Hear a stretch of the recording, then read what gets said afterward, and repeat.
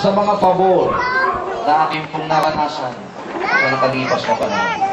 Salamat din, Panginoon, sa mga bagay na ginagawa mo sa aming buhay ngayon. Ako po'y lumalapit at nagpapakumbaba. Sa iyo ko'y inihahandog ang aming buhay. Ikaw ang maghari bilang Panginoon at tagapagligtas. Gabayan mo po ako, Panginoon, sa lahat ng aking gagawin mula sa araw na ito. Ikaw ang aking pastor, hindi na ako magkukulang. Ang iyong pag-ibig, ang iyong kabutihan, at ang iyong biyaya ay sumama sa akin mula ngayon at magpakailanman sa pangalan ni Jesus.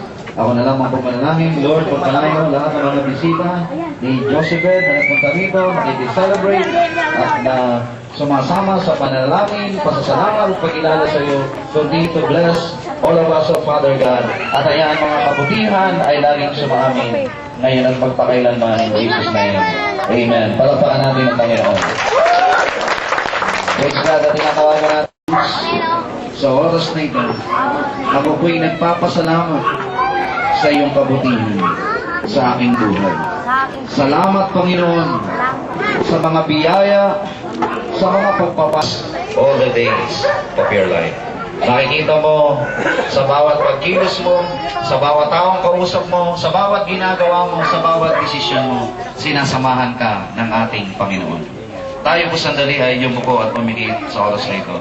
Bago po natin ipanalangin sa Panginoon si Josephette, hallelujah, ay tayo po lumapit sa Panginoon. Kilalanin natin ang kanyang kabutihan sa ating pong buhay. Mula noon, ngayon at magpakailanman, hindi nagbabago ang kabutihan ng ating Diyos. Ito'y laging sariwa at ito'y laging nakalaan sa mga taong lumalapit sa Kanya. Habang tayo nakayukot nakapigit, lahat po ng nais pa na maranasan ang kabutihan ng Diyos sa Kanyang buhay. Ipinapunta pa sa iyo ni Lord. Amen? Kaya sabihin mo sa katabi mo, marami pang pabor na darating sa buhay mo.